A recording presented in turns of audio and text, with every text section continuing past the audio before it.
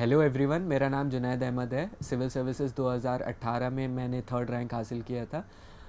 और अभी जैसे कि प्रीलिम्स में 20-22 दिन बचे हैं, तो आई थिंक कि मैं एक वीडियो बनाऊं जिसमें जो एस्पिरेंट्स हैं जो एग्ज़ाम लिख रहे हैं उनको उन चीज़ों के बारे में बताऊं जो उनको करनी चाहिए और जो नहीं करनी चाहिए इस टाइम पीरियड में, क्योंकि ये टाइम पीरियड बहुत इंपॉर्टेंट हो जाता है। तो प्रीलिम्स के पर्सपेक्टिव से जो सबसे पहली इंपॉर्टेंट चीज़ है वो ये है कि आपको इस पीरियड में ज़्यादा से ज़्यादा क्वेश्चंस लगाने हैं। टेस्ट सीरीज़ आपको लगानी है। ये आपको एक आइडिया देते हैं कि वहाँ पे एग्ज़ाम में आपको किस तरीके के क्वेश्चंस आएंगे, आपको उनको कैसे हैंडल करना है। और इससे क्या होता है, आपका एक तरह से रिवीजन भी होता है। जो चीज़ें आपने पढ़ ली हैं जब वो क्वेश्चन के फॉर्म में आती हैं, तो जहाँ पे मिसिंग लिंक्स होते हैं वो आप कवर अप कर सकते हो। तो ये चीज़ आपको हेल्प करती है इस चीज़ में। तो आपको टेस्ट सीरीज़ ज़्यादा से ज़्यादा लगानी है, क्वेश्चन ज़्यादा से ज़्यादा लगाने हैं। दूसरी चीज़ सबसे इम्पॉर्टेंट क्या है कि आपको वहाँ पे टाइम मैनेज कैसे करना है, वो बहुत इंपॉर्टेंट हो जाता है। क्योंकि जो 2 आवर्स में आप 2 आवर्स में आप करते हो वहाँ पे, वो डिपेंड करेगा कि आप सेलेक्ट होगे या नहीं होगे। क्योंकि मैंने ऐसे कुछ लोगों को देखा है जो टेस्ट सीरीज़ में बहुत अच्छा कर रहे थे बट वहाँ पे जाके नहीं कर पाए, क्योंकि ओनली रीज़न कि वो उतना काम कंपोज नहीं रह पाए और वो वहाँ पे प्रेशर में आके उन्होंने सब चीज़ें गड़बड़ कर दी। तो ये चीज़ें आपको बहुत ध्यान रखनी है। ऐसा ऐसा मैंने एग्जांपल्स देखे जो अटेम्प्ट किया लेकिन 65 क्वेश्चंस अटेम्प्ट करें और बाद में जब उन्होंने काउंट करें तो उनको रियलाइज़ हुआ कि बहुत कम अटेम्प्ट करें। तो ये क्या होता है कि प्रेशर होता है वहाँ पे। ऐसे ही ओएमआर शीट में बहुत सारी गलतियाँ हो जाती हैं कभी कभी, आप जब फिलअप कर रहे होते हो, तो ये सब भी प्रेशर के अंदर होता है। तो आप जितना काम कंपोज रहेंगे उन 2 आवर्स में, वो बहुत हेल्प करेगा आपको एग्ज़ाम क्लियर करने में। तो इसके लिए बहुत ज़रूरी है कि आप जब एग्ज़ाम के लिए जाएं तो at least 2 hours at least half an hour पहले वहाँ जाके बैठें और अपने एक कंपोज्ड उसमें आप अपना एग्ज़ाम लिखें। तो ये चीज़, सेकंड चीज़ बहुत इंपॉर्टेंट है। थर्ड चीज़ ये है कि जब आप पेपर करते हो टेस्ट सीरीज़ में भी और यूपीएससी में भी, ऐसा होता है कि आपका स्कोर कंटिन्यूसली लो आता है टेस्ट सीरीज़ में कभी कभी, और आप 40-45 क्वेश्चंस के बाद आप सॉल्व नहीं कर पाते हो। यूपीएससी में तो खासकर यही होता है। तो टेस्ट सीरीज़ में स्कोर लो आना, आप उससे कभी डीमोटिवेट मत होइएगा। टेस्ट सीरीज़ में डेलिबरेटली वो ऐसे क्वेश्चंस पुट अप करते हैं ताकि आप वहाँ पे मिस्टेक करो। तो उसमें स्कोर अगर लो आ रहा है कंटिन्यूसली, तो आपको वहाँ पे डीमोटिवेट नहीं होना है, आपको उस पर वर्क करना है, आप कैसे इंप्रूव कर सकते हो।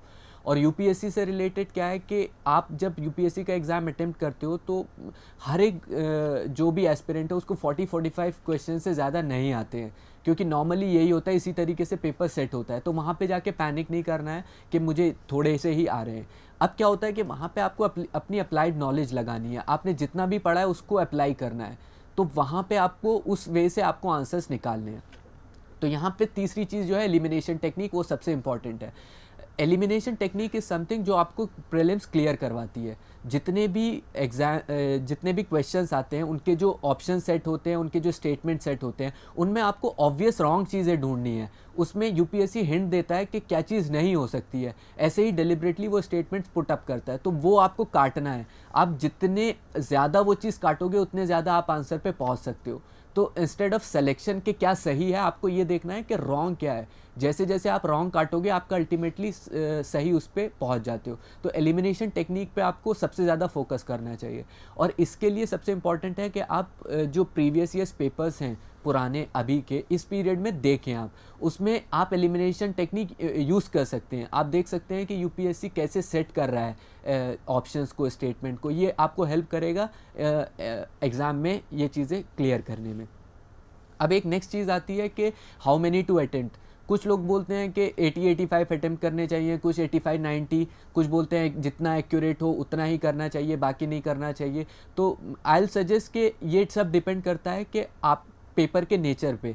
जैसे कि 2016 में पेपर थोड़ा रिलेटिवली इजी आया था, तो कट ऑफ भी 116 गई थी, लोगों ने 90-95 अटेम्प्ट किए थे। लास्ट ईयर की अगर हम बात करें तो कट ऑफ 98 ही गई थी, paper was relatively on the tougher side. तो इसमें क्या था कि लोगों ने 80-84 अटेम्प्ट करे थे। तो आई से कि वहाँ पे आपको देख के डिसाइड करना है कि आपको कितने अटेम्प्ट करने हैं वहाँ पे। और अगर मेरे से नंबर पूछा जाए तो 85-90 इज़ अ गुड नंबर। आप इजी भी है, टफ भी है, अगर आपकी एक्यूरेसी अच्छी आ रही है तो उस रेंज में अगर आप अटेम्प्ट करते हो और रिस्क मार्जिन कम करते हो तो आपके सिलेक्शन के चांसेस जो हैं वो बढ़ जाते हैं। तो ये एक इम्पॉर्टेंट चीज़ हो गई।